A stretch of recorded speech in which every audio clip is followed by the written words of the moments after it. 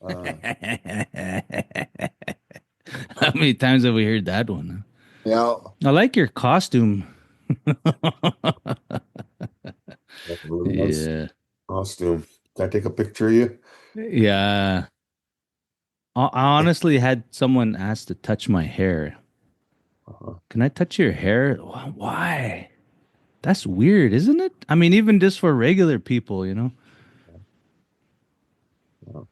I'm gonna do that to somebody I see, just random. Hey, can I touch your hair?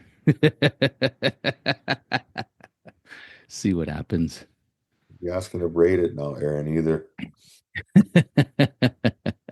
I was gonna start introducing myself, you know how they do like at conferences and stuff. Hi, my name is well my Indian name is whatever whatever, and my colonial name is whatever whatever. Well, I didn't have a colonial name, and I think I should start giving myself one.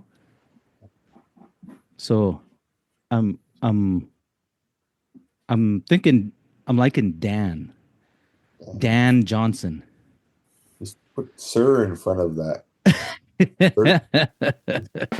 Yeah, yeah.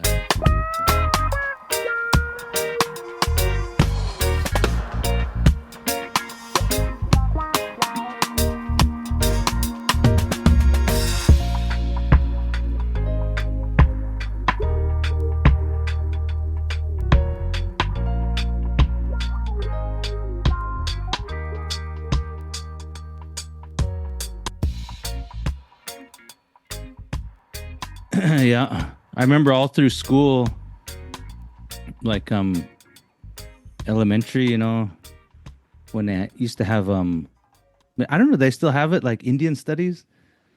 Like we'd all go to Indian studies, and it was always somebody's relative teaching it. And they all knew well, if it's a small town, everybody knows everybody. And so at some point in class, this would always happen. And they say, does anybody know any Indian words? This was back in the time when things were still pretty Yeah. low. Everybody, no, not really. And, oh, no, you do. She would say, you do. They'd be like, we do? Yeah. And he'd point at me. You know his name? That's the Indian word. I'd get singled out. And, oh, man. Yeah, I guess. There was a point I didn't want to, I just wanted a regular name. Did ever happen? Did ever happen to you? Like you just get sick of your regular name and you want a different one? Yeah. I never did. I never. He's like Aaron. Huh? It's kind of Well, I like that. didn't think much about it. You didn't think about it. I was like a little kid. I was just worried about sticks. Yeah, look at this cool rock, man. I bet I could throw it over that mountain. Yeah. My sister was like that when she got sick of her name. She's like, I want you guys to start calling me by my middle name. So we did. It only took to call her like a few times and she got sick of it. It's like, no, don't call me that no more. What's up, you guys? What's going on? Not much. Just on the move today, doing all kinds of stuff. Yeah. Yeah, we were cleaning. Tribe gave me some buffalo skulls, so me and my Oh, son were out skinning buffalo skulls and nice. jawbones off, Nice. and for once not attracting the flies, they were going to the buffalo skulls. So I felt Gee. that cloud of flies over me instead. Hey, so tell me if you recognize this song. Both you and Aaron. Okay. Guys ready?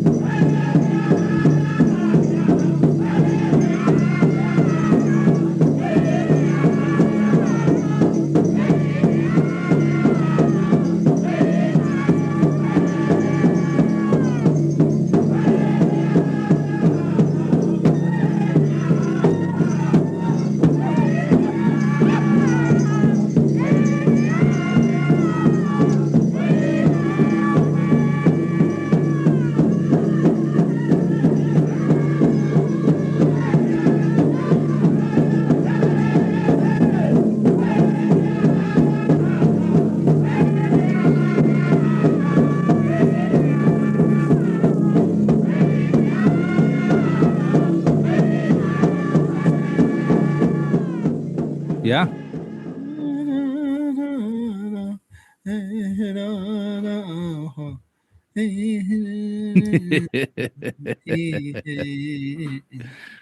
It's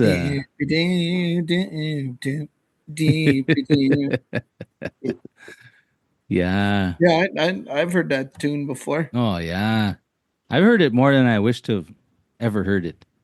What, you don't like that song? No, I like it. It's like one of those forever songs. If you can't think of a song, you hear that in your head. Oh, I got one. Yeah. That was recorded in Fort Belknap, 1977. Wow. Yep. What do they call it? Four score. What's four score? Four score and I don't know. Abe Isn't a Lincoln. score 7 years? Is it? I don't know. I don't I knew know. you'd know. I knew you'd know though. I don't know. You don't I know. don't know. I always wondered that, honestly. 4 score and 7 years ago. Four score. Yeah. What is that? I have to Google it. Yeah. I don't know, man. Yeah. So, I had a question. Because I was reading something about your what's the word? Your kin, your tribal people. Uh, And it's pretty familiar. I read it and I think, oh yeah, that makes sense. And I think I wanted to hear more or your thoughts on it. I'm just trying to find it. Where the heck is it at? I lost it. I want to get you and Aaron's take on this. Okay? Okay. uh, Here's what it says. I'm going to just read it. The Indian people, at least the Grovants, thought the psychological effect of public opinion is so great and intense on the one whom it was trained that it shortened his life and made him a nobody.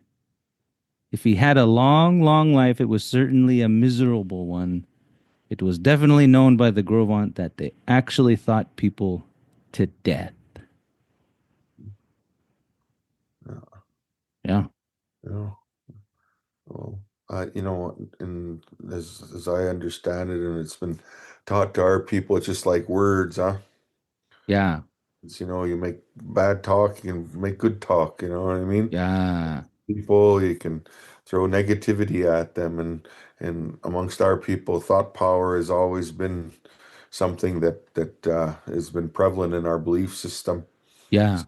It's in I don't know, psychological, environmental, instrumental control to have good thoughts, you know what I mean? Because, Yeah. the idea of just thinking, if you think that way, you might make it happen, just like your words. Yeah. And so we were, our people were always trained to have good thoughts, good words, Yeah. because, and then it's, and it's the karma thing too, that could come back on you and as well. And Yeah. so that was kind of another kind of instrumental control of, like, I guess, kind of in a sense, like social order, I would Yeah. say, Yeah. best way. And it's just like, I know, oh, I don't know, but I mean, I understand, that the to to teach your children through lecture. That's always been a traditional way of ours, Yeah. and amongst Aaniih and or Grovant, as we're known, Yeah. is to lecture our children about having good thoughts, having and even in our language, it's really cool because I teach this a lot in our college, because, like, I mean, and I try to explain that, and like in a lot of plain sign language, to think people will put their finger out towards their heart, from their heart, and American, we might tap it towards our temple. But even in our language, there's like ways that mean use of heart, And then there's a way of like saying it like be like saying I'm tired. And then you could say, oh, I'm getting tired, And so you're not there yet, So we have a way of saying it that way, just like we do in English. And then there's this term itsaw we use, which means to use mental capability and then your breath and then your word. So I always try to teach that to our students to understand philosophy, that, everything starts with your heart. And so, and even like a term that we use for think is asitsaw, which means to think. That's a word. When there's nisitsaw or asitsaw, and asitsaw means before you have mental activity. It's kind of a concept, I guess. It's pretty cool, but I think it's really cool. I try to convey that to them because it creates critical thought. You see what I mean? And it binds you to your heart, and so then I go out and tell them a little bit about like the physiological sides of it. If like someone got their leg cut off, or they were in a coma and they were brain dead, or they lost an eye, or they can't hear, as long as their heart's going, they're alive. But the minute your heart stops, you're done. That's it. That's day. You're finished. And so I try to teach that, just to understand philosophy, because just kind of like you said, your word. Oh, does anybody know a word? And there's such a renaissance, I believe, in Indian country now, and I see it a lot all over Indian country, of people trying to revitalize their languages and their customs and their pathways, and it's all embedded in our language if we look deep enough. That's just my thoughts and my belief of the whole thing. But that thought power is, I firmly have been taught that, you know, since I was young. I mean, that's a really a custom of our people. Yeah, it's a familiar one, and Aaron and I have talked about it a number of times, but more so on the other side, where we're wishing or making a wish upon someone. Yep. Um, but just like anything, you can always go the opposite way too, Yep. and cause harm through your thoughts. And Yep. um, I I know believe. that's I think that is evident in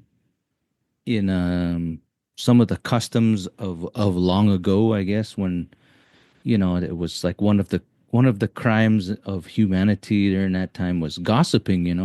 Yeah. Gossiping, it was really, really, really highly frowned upon, and Yep. and I think that was one of the reasons, because you can cause harm, Uh, unintended harm, yep. or maybe and even intended harm, which you shouldn't do among your own people. Yep. Yep. Yeah, I yeah, believe yeah, that too as well. yeah. Yep. My curiosity, I guess, was also in that same regard, like I was trying to trace these pathways of like what we talked about last time about reciprocity, like you do something for somebody. That's an easy pathway because you're exchanging a Hmm. good or a deed or a task or something. You can see it happening if you're doing it to another individual. But I think what's less concrete, not that it has to be, but is this thing, like when you're wishing for someone to do well or wishing for someone to do not well, like where does it go, and what is the thing that acts to make that thing a possibility to happen, if you know what I mean. Kind of gets into that bat Danny stuff. Stuff. I don't know. I just follow.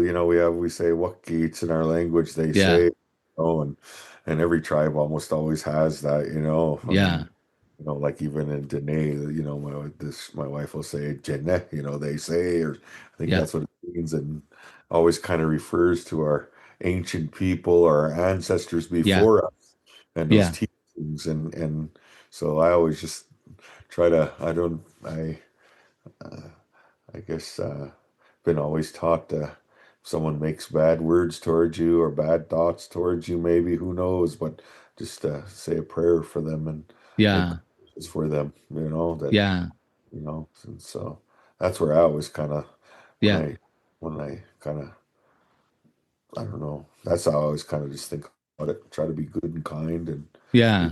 another. Then you'll be okay. Then you're watched over. Yeah. Yeah.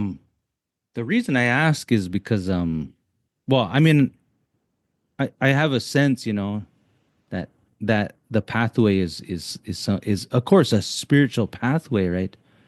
And we don't really know. We can't even pretend to know what what happens to that. But this was the thing that would kind of, uh, I guess, made a dilemma for me, is that, and Aaron and I can't, was it, I think it was episode ago, we talked about this, well, what we were thinking was an imposed belief about, like, you may have heard this about bad spirits, oh, don't do that, you're going to bring in bad spirits, and we were tossing around this idea, and I sort of, were we talking about that, right, Aaron? Confirm for me. Yeah, yeah, we Okay, were. good. Okay, good, Yeah, good. we I were. don't know. Yeah, we. He And has and spoken. he has spoken. He was on we his phone. He was on his phone, and he's getting this old man look. That look when the old like that old guy's on the phone. He's got his downturned mouth and really looking. Yeah. I was intently listening. Okay. So this is the Yes, we dilemma. did talk about Okay, that. we did talk about this is the dilemma. Come to know, sort of an understanding as you grow in your understanding of both spirituality and your tradition and your customs, to know that it doesn't seem like there's a wicked spirit out there that's out to do harm. I think maybe they can inadvertently do harm through this. What if you believe that they can inadvertently do harm potentially? And this is just a thought. I'm just walking through these weird thoughts I got. So then I think, well, all right, if you ascribe to that, what I mean, what is the force then? I can see the good, right? If we wish good on somebody, I can see that going off into some area that we don't quite fully understand, and then it coming back to do good for someone. But what I don't get is, what is the thing that causes the harm? So the dilemma is, I don't think, this is my opinion, that there's this bad or evil spirit. Kind of think it's maybe an adaptation of the church, but I'm not, I don't know for sure, but that's my thought. So then, if that's the case, if I'm like thinking badly about someone, what's the force or the thing then that causes, like I read in there, causes someone to die? Well, you got to define what's bad first. Okay, so bad would be like, Because if it's 200 years ago and I was going to go to war against yeah. somebody and I made a wish to vanquish my enemies, Oh yeah. is that Yeah, that's borderline, right? Because it's not is that bad? bad for you. And now times it's bad to do that. But what was it then? That's a good question. I mean, because I think about like there's like and just understanding, trying to constantly understand more and more of our culture. And I kind of think I use the example like what you use. So using that, say there was a warrior that went out. Say we use these gentlemen behind me in my screen, but you know, if some tribe was coming to more or less try to rub them out, they're protecting their people and our existence more or less. And then you think about it today, and this is kind of one thing that I always think about is like American culture. Maybe you might even use, say, like 1945 ticker tape parades down New Yeah. York City, guy soldiers kissing girls, and then you had Vietnam, and there's people of evidently, and I was just, I was born during the Vietnam era, I'm dating myself, but that's where that's when I was born, so I don't have any Yeah. recollection, but I hear people, spitting on these warriors for calling them, baby killers and this and that, and Yeah. they're just trying to protect. And so now today we see a lot of what they call PTSD with our warriors, and rightfully so. But at the same time, when I think back to our culture, we had like we had what they call bragging contests where where where our warriors would get up and tell deeds, you Yeah. know, and there's things in our culture where there's times when warriors stand up and tell war stories, or when they're in a certain place or position within some kind of cultural event or ceremony, you know. And those to me were always like kind of our traditional coping systems. And then Yeah. you have like, so I don't know. When you get back to the kind of the bat, I don't. It's just like you said, Aaron. I'm kind of in the Aaron's camp, you know. I mean, in the sense of like, hey, if we don't stop these guys, my children are going to die, and my wife and my mother, and I have to Yeah. protect them at all costs, you know. So I don't think in that realm, but I mean, I tie it to maybe we talk like our tricksters, and every tribe has some sort of trickster. And my view of it is they embody, you know, all of man's fallacies, his Yeah. strengths, his everything. And Yeah. so man can be fallible too and do things, and man can be really great and do things. And it Yeah. just, this is how we all can be. So I would say it's us that do that. If we're going to do something like that, it's going to be us as people like that, you know. So I wouldn't say maybe, I don't know. I don't know. But that's just my thoughts, my 2 cents. Right? Yeah. All different. Just try to be, Yeah. try to have good Yeah. thoughts, good words. Someone Yeah. has something, say negative, just don't say nothing. Say a good prayer for them, or think good wishes for them. They find peace. You know, that's how I look at it. Yeah. Yeah. Yeah. Yeah. That's an important Aaron. That's yeah, there's the old man. Look, Uh, put your phone up now. Put your phone up. Yeah, there it is. Yeah, yeah, yeah. Yeah, yeah. And then you try to talk to them too, and they don't even listen to you. They're worse than kids, you know. They're just Ah, stuck on their phone, man. ah. Yeah, yeah, yeah. I'm just listening to this conversation and Okay, wondering just get to the nitty gritty, man. Like, I what are we did. talking about here? This is what I'm talking about. I think in order for you to ask that question, Yeah. even the very idea of asking that question is still kind of rooted in some sort of Christendom idea. Okay. This idea of like good versus evil still. Yeah. When I don't think that's like Yeah. tribe tribal beliefs don't fall in those categories, Yeah.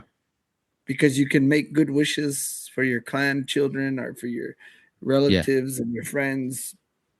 Yeah. That same ability to do that allows you to make bad wishes. Yeah. So Yeah. the idea that there's something, I don't know. I just don't know what that it depends on what's asked of you. I think in today's morality, it's easier to say, "Oh, I wouldn't do that because Yeah. A, B, and C." Yeah. But back then, Yeah. I don't want to say there was a casual confidence that existed with our beliefs that I think we lack today.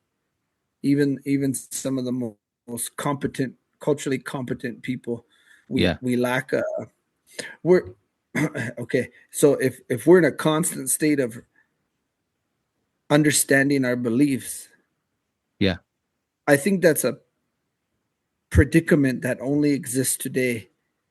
I don't know if our ancestors struggled with with identity and how to move within in and that. So when you ask us, Yeah. there's things that are so much ingrained in us, Yeah. both native belief and non-native belief, whether we say we're Christian or not Christian.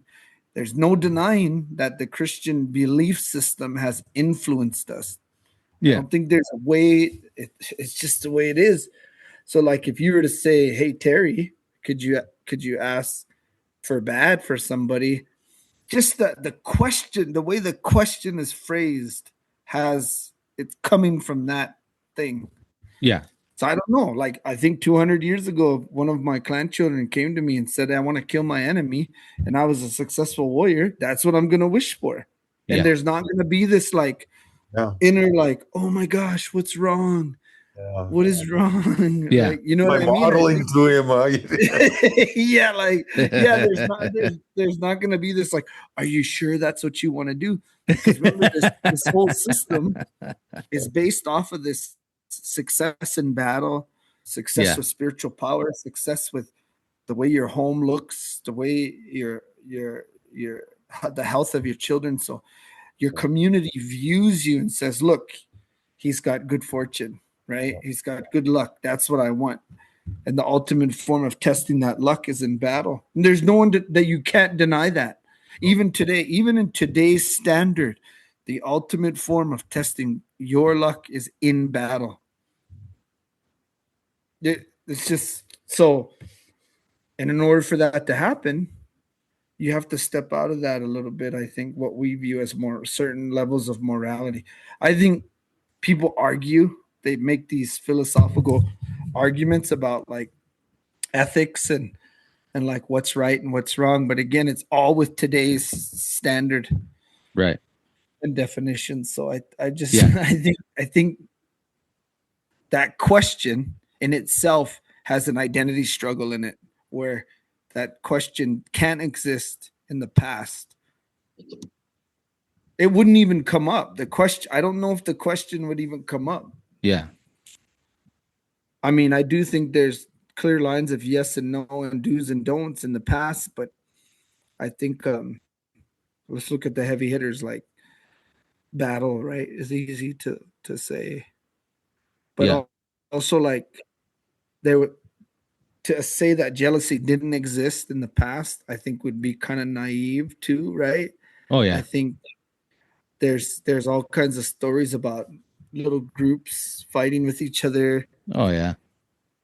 I mean, most of us, our tribes have stories of separating from another tribe, Yeah. usually because of some sort of disagreement or Yeah. Fighting over an arrow or a yeah. scrap of meat or But a I think the way it's female. viewed is Yeah. different. It's not, it's so hard to separate. So I think the greater question is how do you ask a question like that that's not entangled, to borrow a word from Will Smith? It's not entangled with Christian morality. How do you ask a Yeah. question like Yeah. that? Go.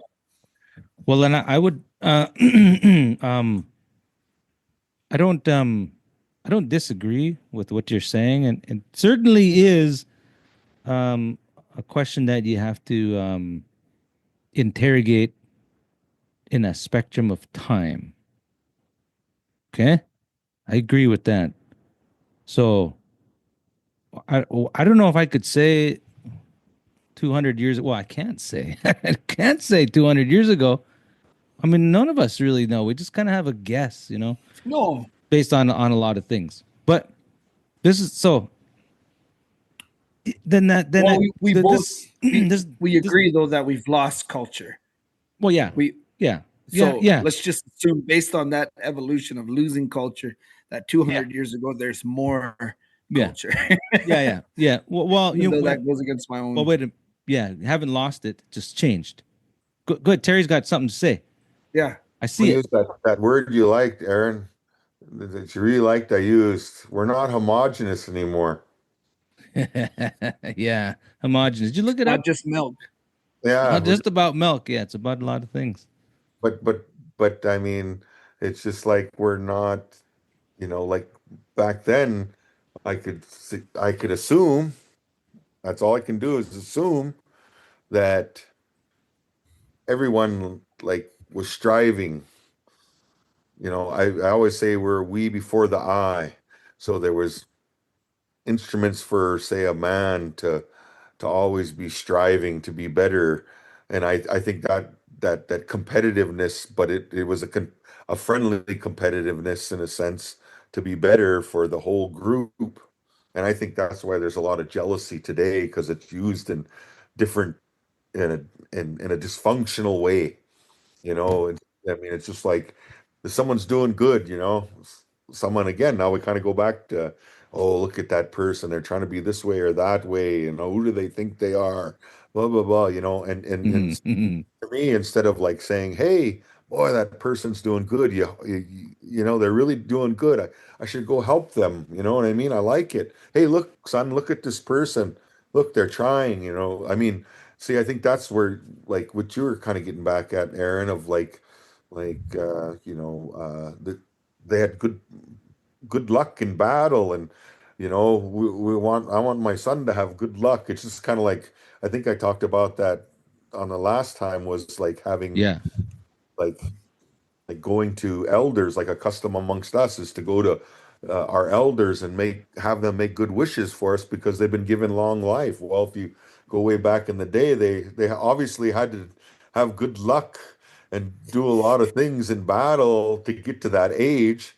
And so if I want, say I'm my son, I might want them to go to that person and gift them and ask them, to maybe, because they say because they've been gifted ages, they're closer to the creator to us, you know what I mean? And so maybe they can intercede or pity for us. There's that what is it called, that term you use, I can't even, Reciprocity. yeah, like There it that. is. See? There it is. If we So even that's used just it my right two now, I'm starting cents. to think we didn't. I'm just kidding. That's like, I mean, reciprocity and homogeneity. Just keep milking cows Hermogenosity. over and over, Aaron. Yee, okay. Fill in the bucket. Man. Hermogenosity. Hermogenosity. Am I- But but Terry, I think you would agree too, though, that the more understanding you have of your beliefs and the more practice you have of your beliefs, the less you actually think about those kinds of Oh, things yeah. because it's just working, just doing their thing, right?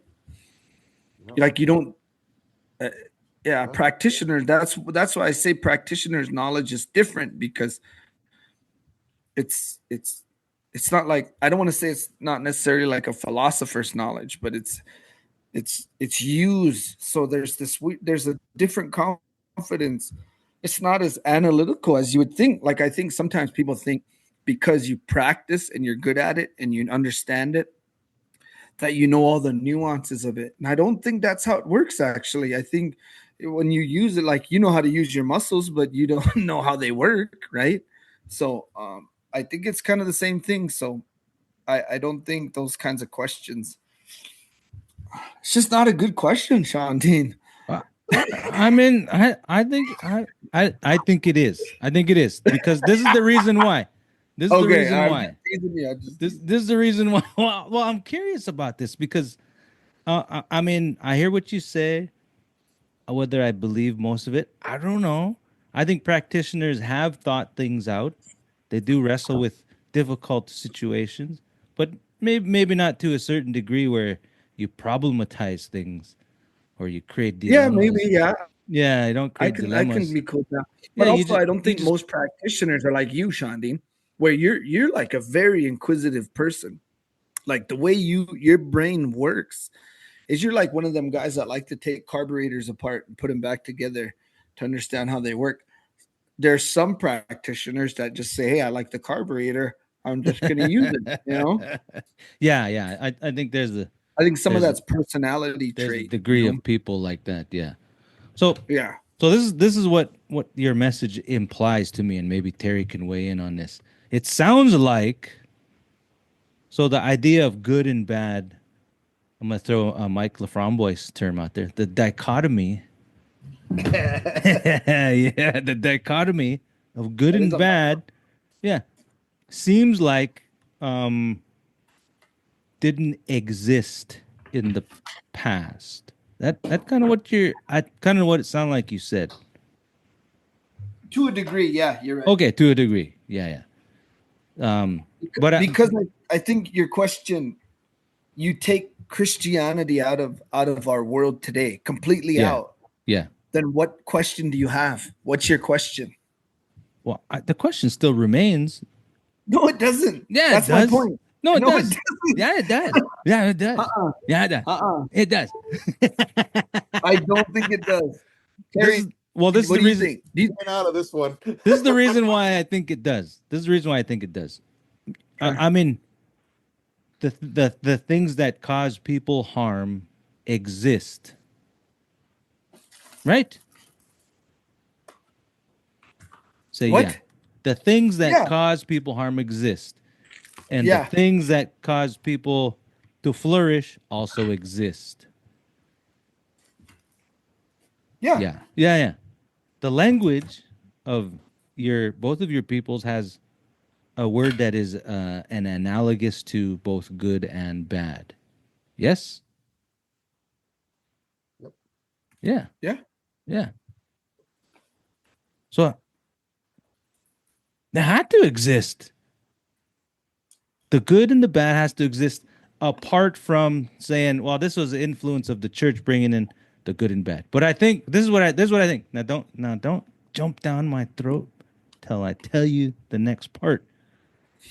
This is the next thing. This is the next thing. Yeah. And Yeah. it's what we always say, and it's kind of what you hinted at, right?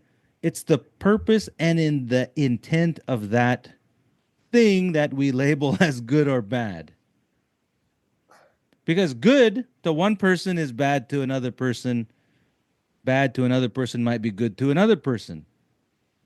The line is blurred depending on the direction of the thing that is getting influenced. I don't think that's a church thing. That's just the thing that happens, man. No. Yeah, because you just described it. If I'm gonna vanquish my enemy, good for me, bad for my enemy's kids. So you're okay. So then Yeah, what you're saying is that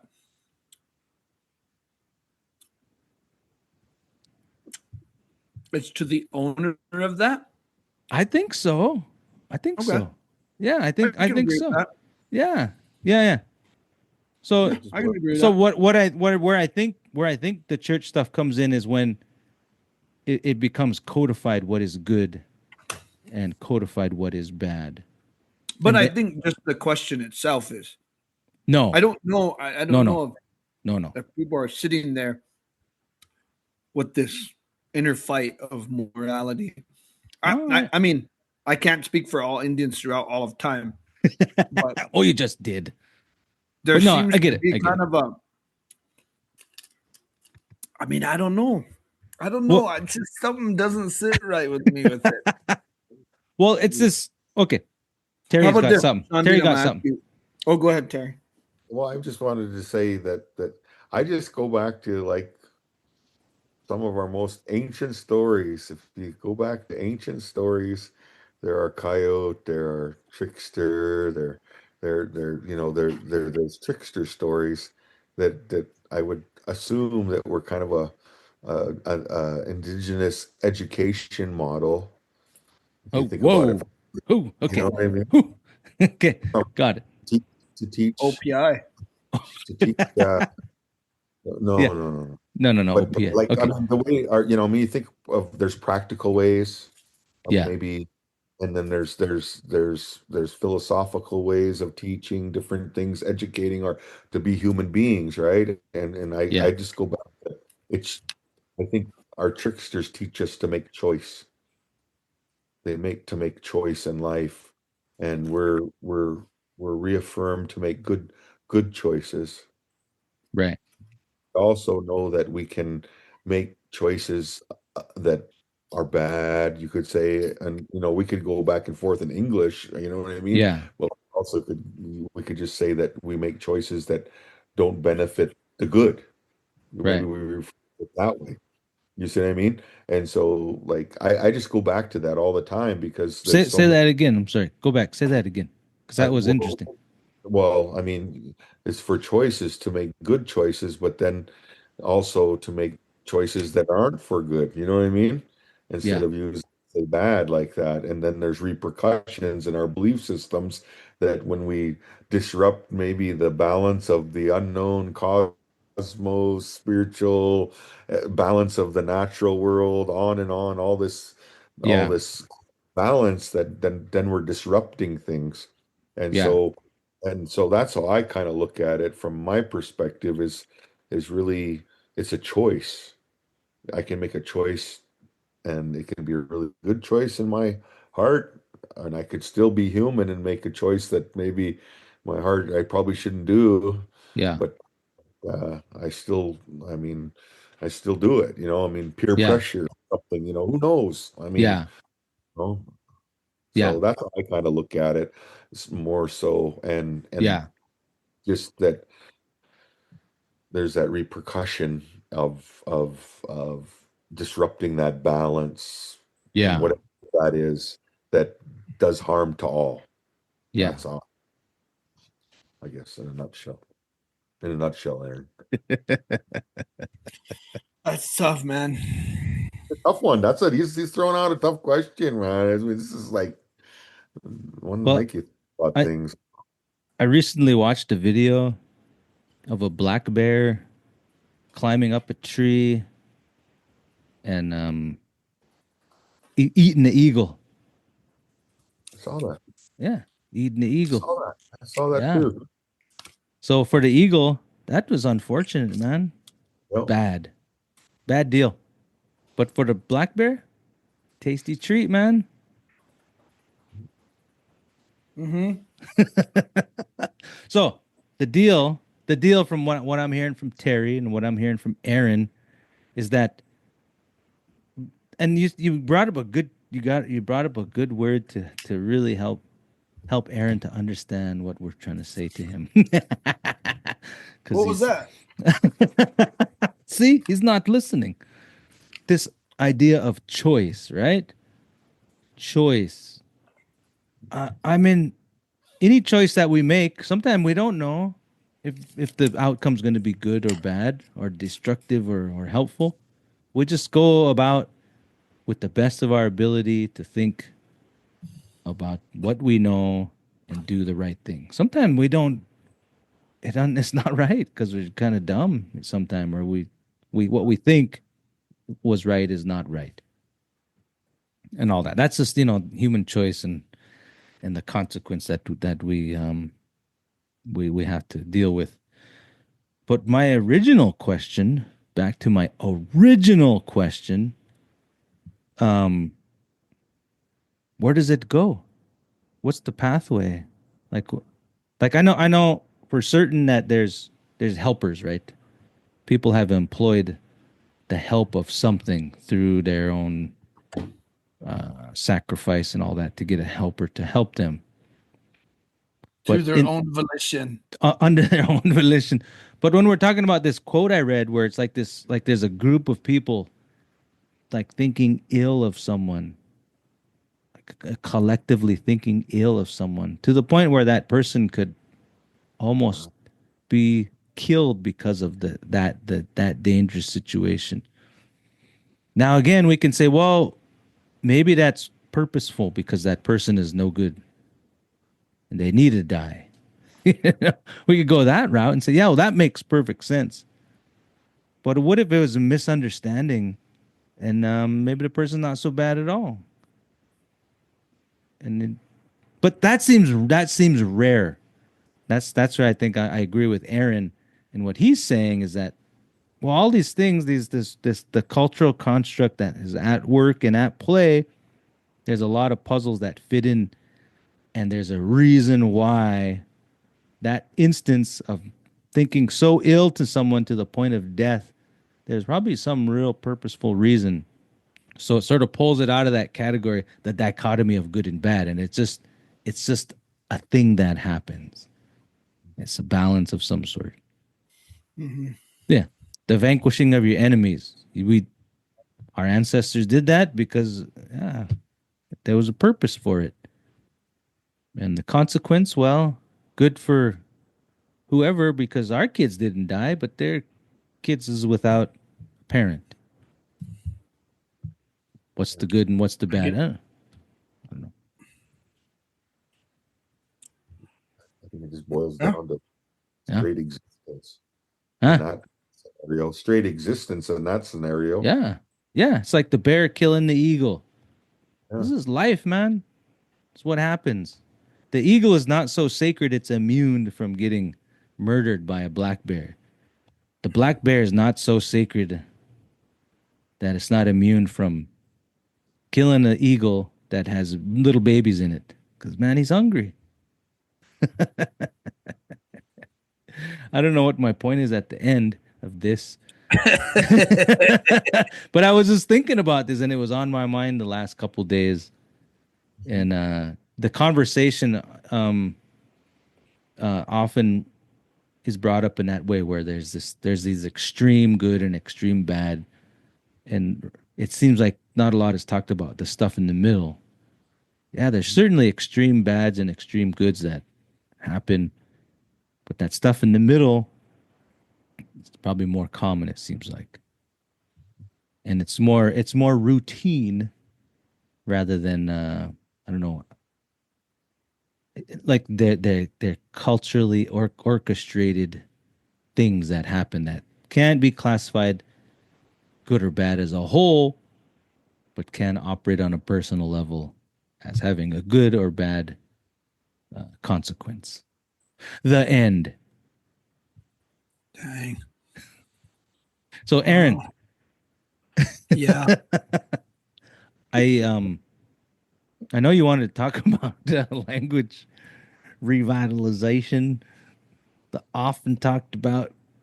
Yeah, you were talking to Terry about that because you had an interest, and we didn't have enough time to finish that conversation. Is that what I said at the end of that one? Yeah, you did. Well, that was a week ago, Pard. And I suffer from 7 years ago. Huh? Yeah. 4 score and 7 years ago. So, as a language scholar of the Aaniih, Say it right. How do you say it? Aaniih. Aaniih. And Aaniih. What's this word that I see? It's Atsine. Atsina, that's actually a Blackfoot speaking word.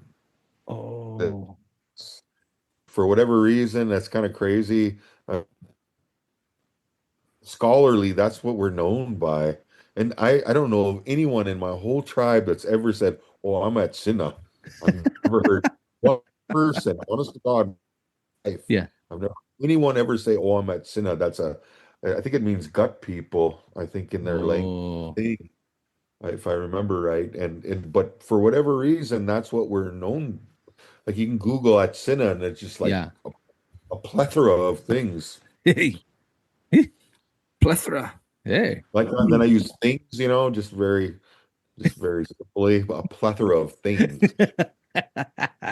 Oh, that's Like that was a That's even power more. word right there, vocabulary built. It's a bit redundant.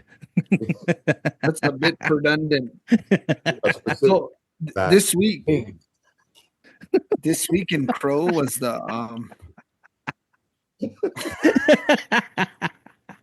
It was a plethora too, of plethora. Plethora of stuff. of stuff. Yeah. so Let's get on track here. Okay. you ever Aaron, hear people say so like to me stuff is plural, right? Is it not? Yeah, it's plural. It's plural. it's So plural. Color form. have you ever heard people say, "Man, I got to run to town and get a bunch of stuff"? To me that sounds funny. I don't know why. Because to me I'm like, well, a bunch. Bunches. You're already saying stuff. I already know it's more than one. I gotta Yeah. go get some stuff. Yeah. When you say a bunch of stuff, Yeah. you might as well add an S to stuff and just get it over with. It's just a lot of plural. That's a lot of plural, right? Stuff. Isn't it? Quantity. Those are two markers of quantity. A bunch and stuff. Yeah. Yeah. That's too much. That's too much. Man. A bunch of stuff. A bunch of stuffs. Yeah, a bunch of the stuffs. It's just too much. Anyway, we Okay. the Little Bighorn College hosted I guess it's like 40 years of the Siouxsian language conference. Okay. So I thought, oh, that's kind of cool. I'll have my guys attend it. My crew, Yeah. So we went. They went the whole 2 days. I just did a couple of talks, and in my short time seeing it, I'm gonna say this, man. Okay. It was horrible. The It was conference. Linguists talking about Siouan languages, right? So some giving presentations on different linguistic articles, perhaps you could say, Ooh. non or vowel deletion, perhaps. I don't know. I'm only saying that because I learned that term from my nephew, and I'm acting cool. What's the word? So vowel deletion. Vowel So I'll give you deletion. an Sounds like you're example of vowel mispronouncing a deletion. crow word. No, see, we learned this. We learned it in action. They mentioned it. They Okay. didn't give us any hard hitting evidence in Okay. linguistics when I was in my undergrad. But an example in vowel deletion is that the Hidatsa language and the Crow language are the same languages, but Hidatsa does not have vowel deletion. So the most common example is the term Sacagawea, right? Yeah. In the Hidatsa language, when you say bird woman, you say Sigagawea, right?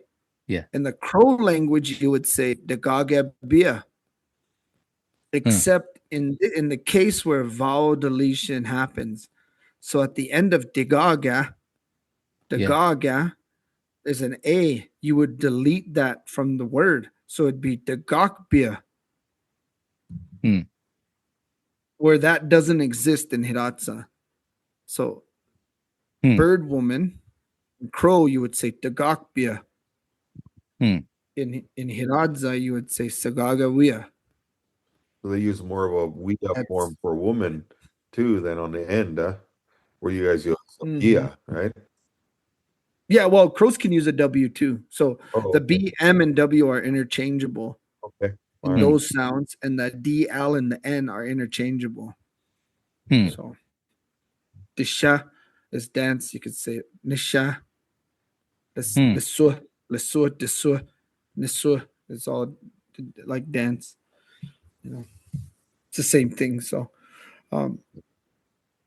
anyway, that's a so besides that, I was just teasing about that, but this is linguistics. We talk a lot about tribal research and like tribal people taking charge of research and implementing like native approaches to research. One place it is not happening is in linguistics. It's like you got this group of a very unique group of people that have a very niche skill in the study of language, almost mathematical. It's like a mathematic approach to language. Yeah. Completely disconnected from the languages they're studying.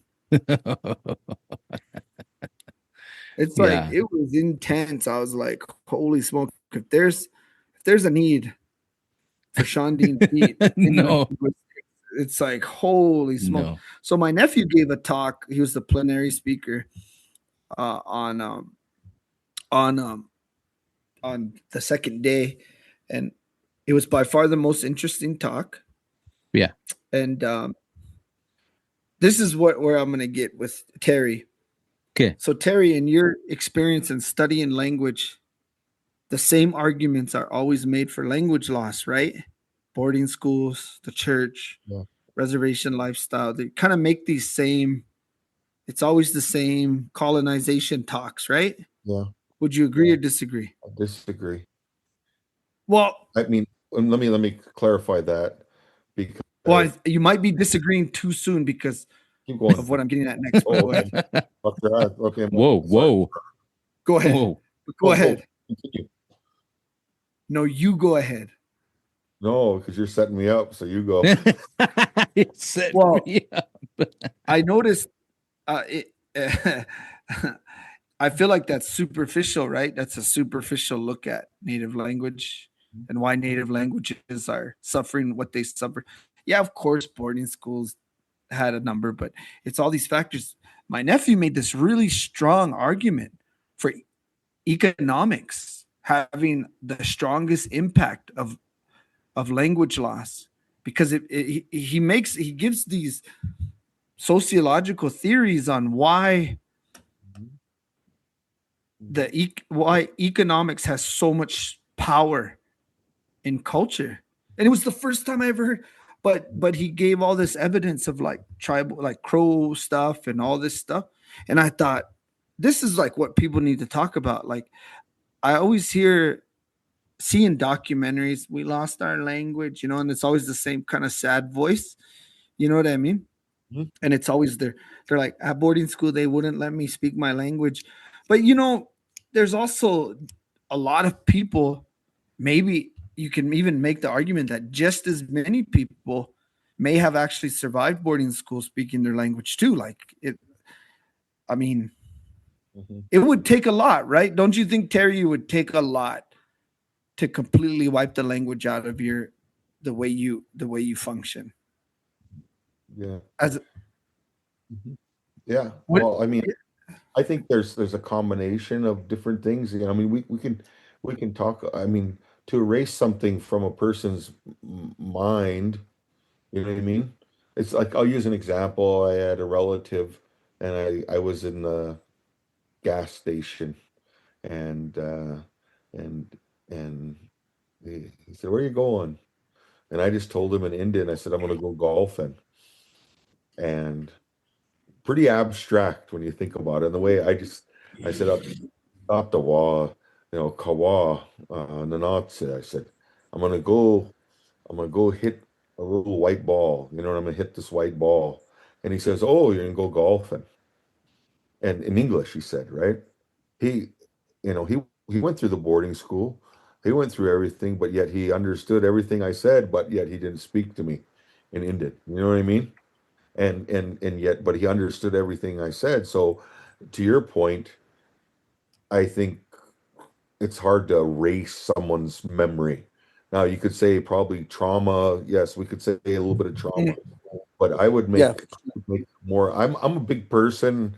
I really, and they argue this and that. Oh, it should be different ways, but I'm a big believer in Maslow's hierarchy of needs.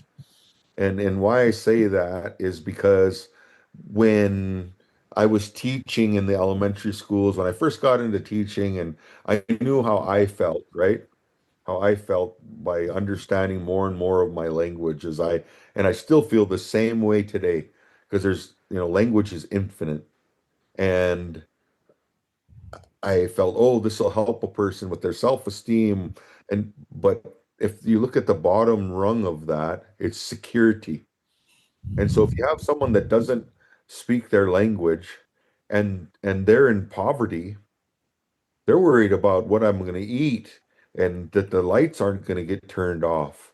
And they're worried about what I have to do. I use an example of when uh, one year they had to do some work at the school, one of the schools I was teaching at. And they brought the elementary over to the high school and junior high, and to watch some of those kids eat breakfast and lunch. I mean, that was two squares they got.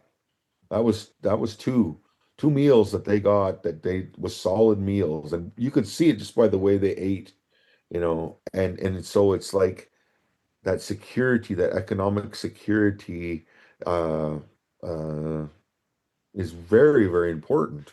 And I think our ancestors, when there was millions of buffalo on the earth, there was economic security. But this economic word has to do with people equate it straight to money today. You know what I mean?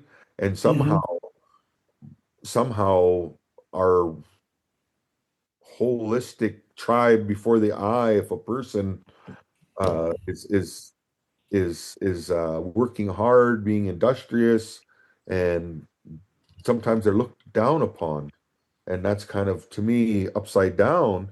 But yet that that creates that that top tier in Maslow's of self-actualization. Now you could say we were born with that, you know what I mean? But I mean, I'm just saying from Maslow's perspective, that's when you don't have to worry about security, when you don't have to worry about a sense of belonging, when you don't have to worry about self-esteem, and I can dream. That's what it is. I can dream, and I feel comfortable dreaming, and I feel comfortable taking a risk and failing and then trying again. You see, and those things like that. Not every when you're stuck in the bottom realm and you're just trying to live. I don't have time to study my language if I want to learn it. You know what I mean? I don't have time to read a historical document or listen to old recordings and try to do it. You just it I'm hungry. My baby's got, shitty drawers and I'm down to five diapers.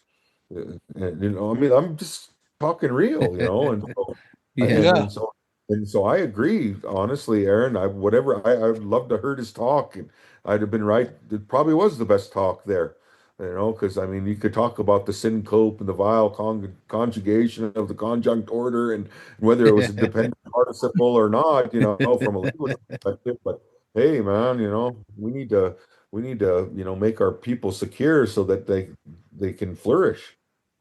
That's Yeah. my I'm 100% in your camp, Aaron, in that. Yeah, that's basically. And so his actual talk was about language decline from 1980, because he made a pretty good argument that, like, wait a second, the Crows survived the boarding school era with like Mhm. over almost 80% Yeah. fluency or whatever till the 80s, and then it tanks, right? So it's like, well, what was it? Because if the boarding schools couldn't fully do it, the church couldn't fully do it. What was all these factors? The Dawes Act couldn't fully do it. Well, what happened? So he makes this really strong argument for the I-90 corridor, creating economic thoroughfare, and it really made the reservation small, right? Between Sheridan, Wyoming, and Billings, Montana, it kind of Mhm. like turned this into like this commerce interstate as opposed to just for traffic. It made it for other things, right? Mhm. And I don't totally know if that was his intent. So, Mhm. well, I text Shandin and I was like, man, this is pretty cool. Like, I never, it was, it was good. And so he's like, he just got into graduate school. So I told him, like, you're fine, dude. Like, what you presented on already, I don't see graduate students doing stuff like that, Mhm. thinking the way he was thinking. So, Mhm. uh, I thought, how come people don't think like that? Mhm. That's just, it was just, it like blows my mind. Like, if you can get to a native scholar before they learn too much almost in school, it's almost like that work can happen. But it's hard to catch them. Mhm. I don't know. Well, here's kind of a one that I thought about too. Um, Yeah. you use that time frame 80, right? Right in the Yep. 80 about the Crow language. Okay. And one day I had to go into the housing department at our tribe, and they have a whole bunch of old pictures of different families that they went around to, and they took pictures of them. And it'd be these two man and a wife, and they're in front of a log cabin, and their home, and they might have had coveralls on, and it was just like that transition, in the 30s and 40s. And then you think about like governmental policy, and you think about, say, like like housing came to Indian country in 1960s, roughly, as I understand it, because I asked about it, and they said, well, this is how it was. When did we start getting these houses, 60s, early 70s, right? And so you think about the 60s. Well, then there's also a lot of social programs that came in, like maybe under Lyndon Johnson, you know what I mean?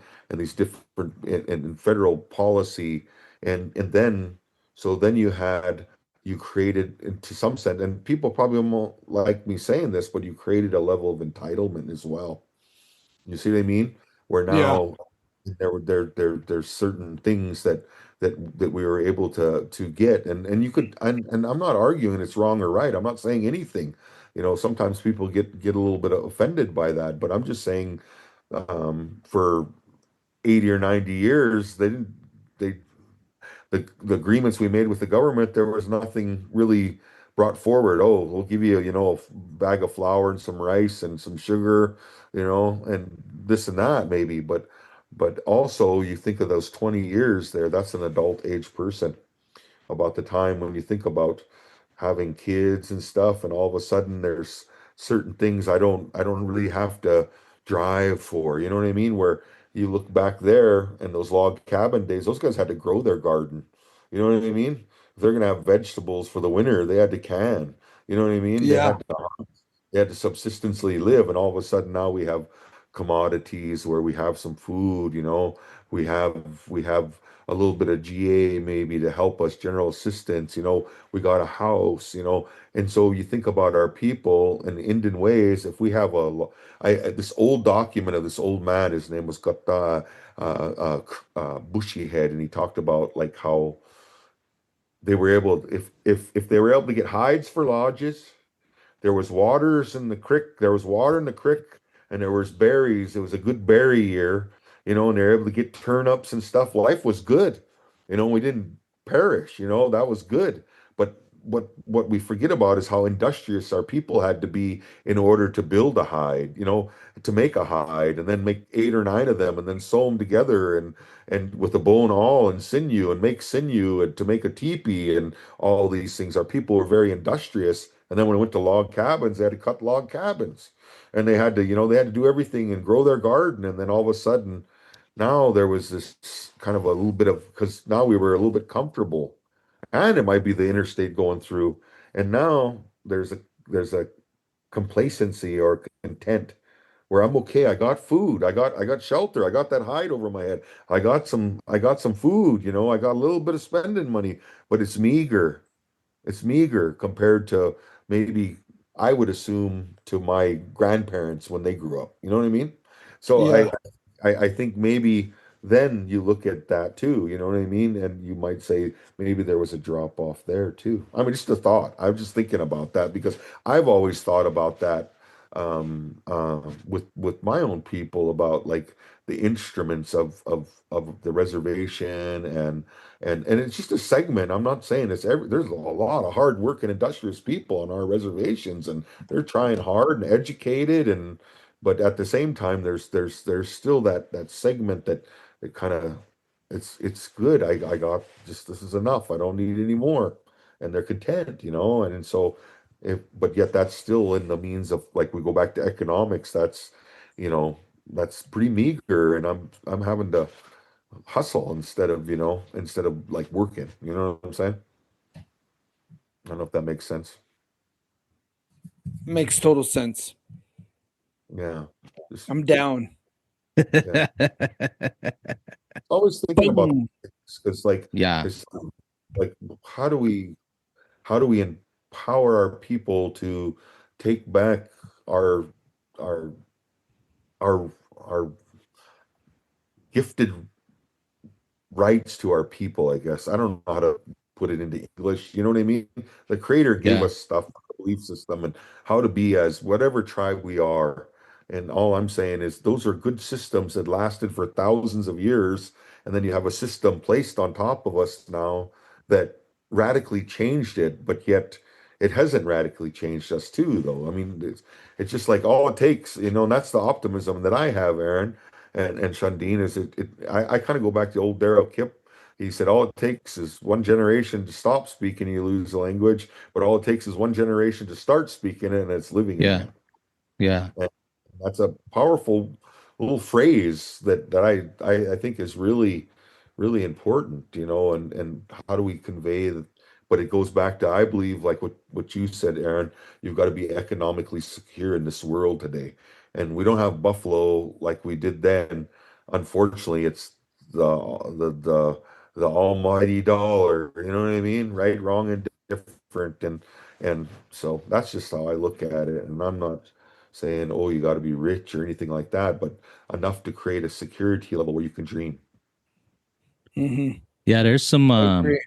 there's some pretty rich tribes out there now because of their economic prosperity in certain ways, but they got probably zero speakers, and I don't know how much that money equates to revitalization. But I think it's an important thing that Aaron was saying that your nephew is talking about, and we talked about this before, not directly like that, but we talked about what were we talking? We were talking about reviving certain traditions and customs and how difficult that is if it's not placed within a system that has purpose, you know. Yeah. Like how many people celebrate New Year's on end of December? Yeah. A lot of Indians do, you know, but Yeah. that's not necessarily the right thing. It's just that's just a made up calendar, you know, that goes off of this gridded dates that has a history in a different custom or culture. But that's what our tribes go off of. That's how the economy and the political structure of our tribes now operates off of. But remember, we talked about this, Aaron. We talked about what if they decided to release per capitas on the first thunder? Then how many people would be paying attention to that first thunder? You know, they're waiting for that per cap check to come out. You know, Did we really talk about that? we did. Yeah, we talked about that. Oh, And so that reminded me when you're talking about this thing that your nephew talked about, and it makes perfect sense, right? If the language doesn't have a purpose in the thing that helps you to survive, then yeah, you're gonna go to the language that helps you to live in the economy in which you're sort of stuck in. You've seen that with like that Chinook jargon, you know, that Chinook jargon sort of blew up in the Pacific Northwest because it was used for trading. Then as soon as that trading went away, Chinook jargon's gone. Nobody uses it no more. And I while you were talking, I was thinking about, man, yeah, that makes sense. It seems like, and I don't know if this is true. This is probably not totally true because there's probably many other factors that contribute to why language declined. But I think some tribes that were pretty economically isolated, I think when I think about it, I think, oh yeah, those I can see like their language is still somewhat strong from what my perspective, right? But if you look at Flathead, man, we were bombarded right in the middle. I mean, all of us were right in the middle of this sort of political changes, but we were fairly um, economically vulnerable in a particular way. We had the mhm. dam there. We had all these resources. We had railroad come through, but that happened everywhere. So I don't know if that's necessarily true, but other Well, I factors, think also yeah, too, your guys was 30, 40 years before. You guys yeah, have been dealing with this since 1834 or whatever. right, right, right, Or like the crows really never really took hold with us until the 1870s, 1880s, yeah, And then even then it was pretty superficial. yeah. And I think I that think for us, World War II was kind of the great unifier. It oh, made that's when we took a hit with colonization for sure then. In yeah, terms of buying into it, right, right, right. because it was obviously it's been around for as long as it has been around, but there's always these turning points where like you see tribes buy into it. Yeah, yeah, Even earlier than that for our people, I believe, just from reading old historical documents and different things, like the imprint of the Catholic Church on our reservation. I mean, and just really like people kind of putting it away, putting their Indian ways away. And then you read kind of these old Buffalo Day Indian interviews, and like there's this one old man, his name was Assiniboine boy, and the underlying tone of his story was, I just want to eat meat. He just wished, yeah, he yeah, just wished to be in the Buffalo days, and he yeah, talked about how he looked at his people and saw how far away they were. And this was like in the 1930s, how far away they were from the old days, and he just thought it yeah, wasn't a good place for our people. And I just want my meat. I want to be able to go hunt buffalo. I want to go. I don't like this society our people are evolving into.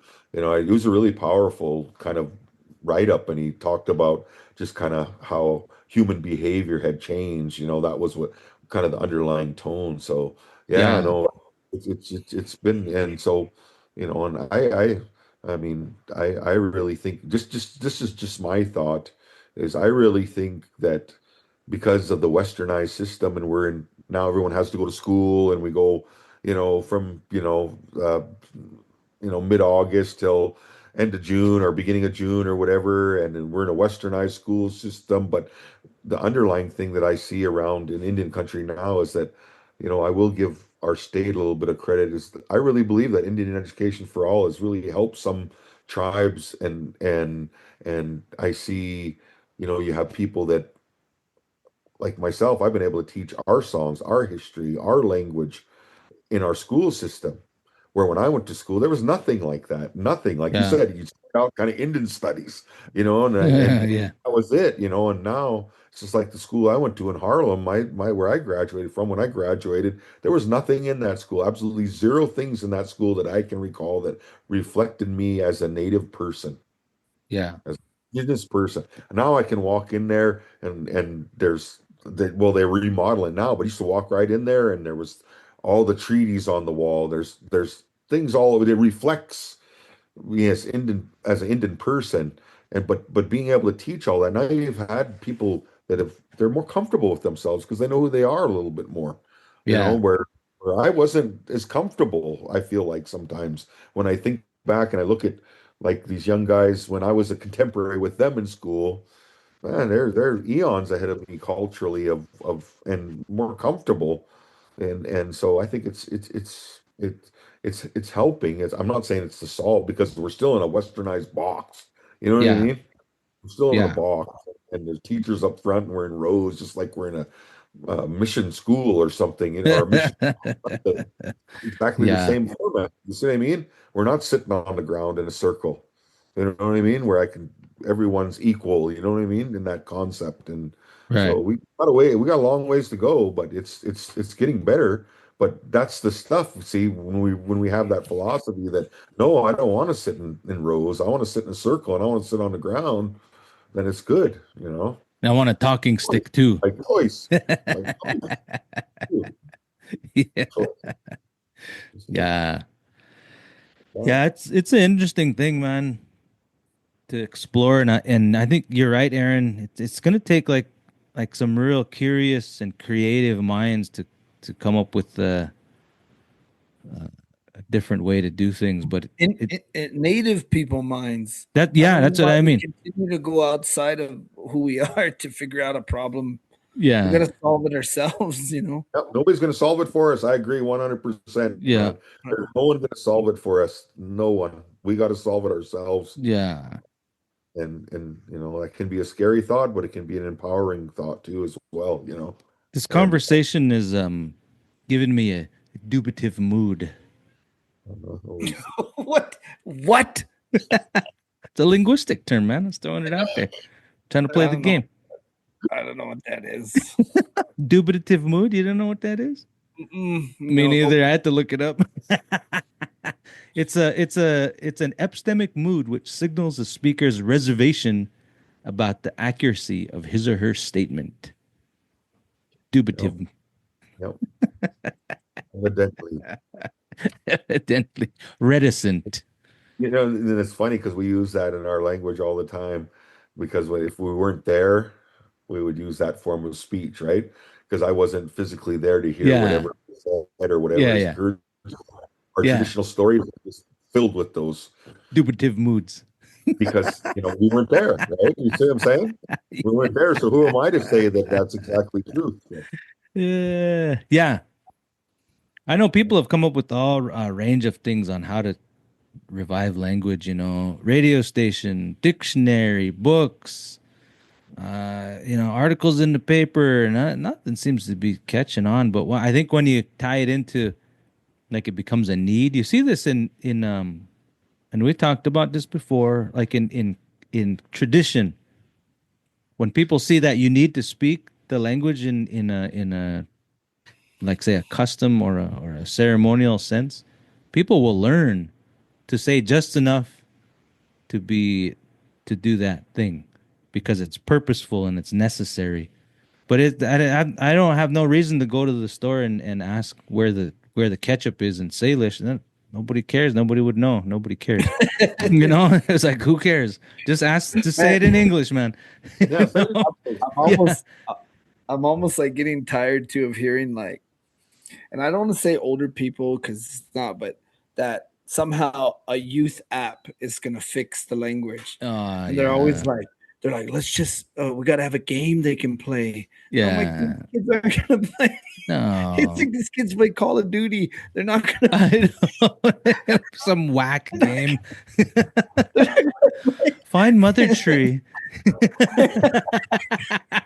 I'm like, Find Mother and they're Tree like, and avoid the tiger, the mountain lion. yeah. And so there's always the same argument, like, because I heard it at this thing where like we need to have a game, a language game the youth can play, and then they'll learn our language. And I'm like, Well, I mean, that's cool, but I mean, I don't want to be discouraging, but I know. it's just I think if we're not realistic about any of this, Yeah. it's not gonna happen. Yeah. Yeah. I just and it's really, I mean, and it's difficult because everywhere you're at, English is there.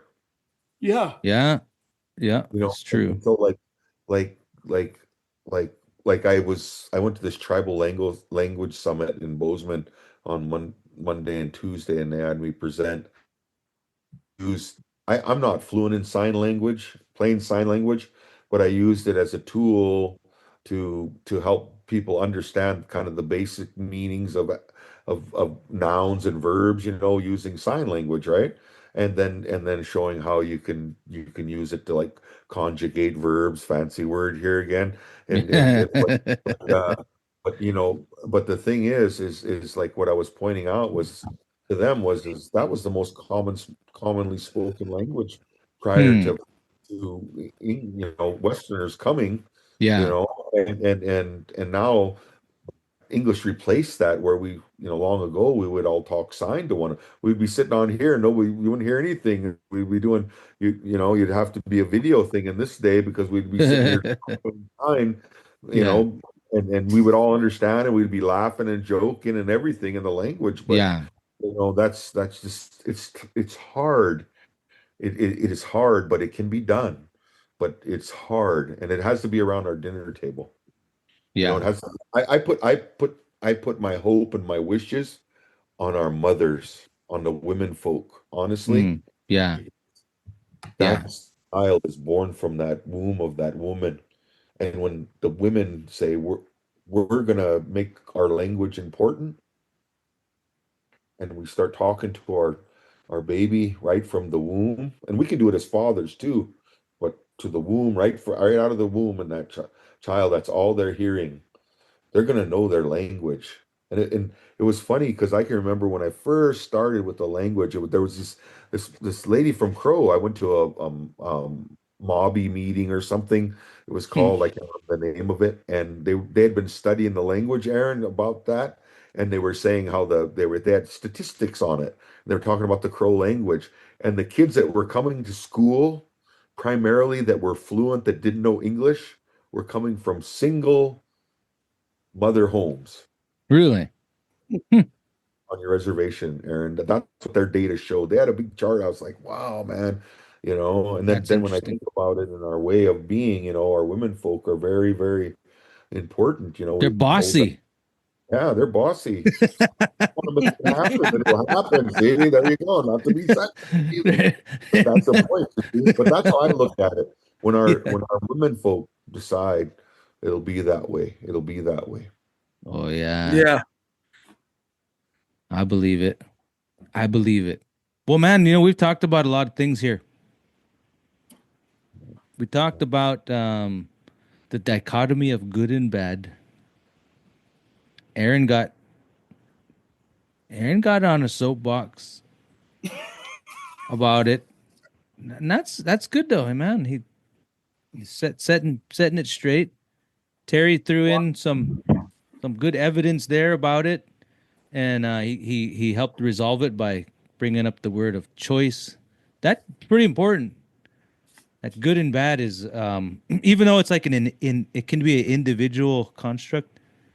When we're homogenized, then it becomes more powerful because then we all understand good and bad, and then the blur it gets real blurry, but pretty well defined on how that's operationalized, and it's not looked at in such a strange way like a codified book of what you ought to do and what you ought not to do. It's just what you have to do in the moment. Yeah, and then I think this is pretty cool because that comes down to like language loss. Like we have a choice. We have a choice. It's just like I got in an argument with a vegan. They were showing they had they put them videos up on a screen and they're standing somewhere and it's like these little baby chickens get grinded up and animals getting abused in these big processing places. And I was watching. I was like, man, that's horrible. Look at all that. And my kids were there. Were watching. I said, man, that's not cool. And so the guy comes up and said, do you what do you think about what you're seeing? And I said, oh, that's terrible, man. And they said, well, do you support that? And I said, no, I don't. I don't support that at all. I says, well, do you eat meat? And I said, well, yeah, I do. I said, well, then you support it. And I was like, well, yeah, I mean, but I kind of stuck in this economy. I said, well, that's just an excuse, people have. And, you can do something to not support it. And I said, well, there's sort of a line. I have a belief about, animals in our own particular way. And he straight up said, I don't care what you believe. I was like, okay, I'm out. I headed out. I was like, yeah, this guy's not listening to me. Yeah, he's not listening to me at all. Well, I agree with him. I don't care what you believe. Yeah. No, I'm just kidding. Yeah. But that idea about, to change attitudes, you have to have it has to be a place for that attitude to be changed. You can't just expect someone to go night and day. We can't expect people to go night and day on language. It has to be purposeful. I mean, there's people who done it. They make it their purpose to do it.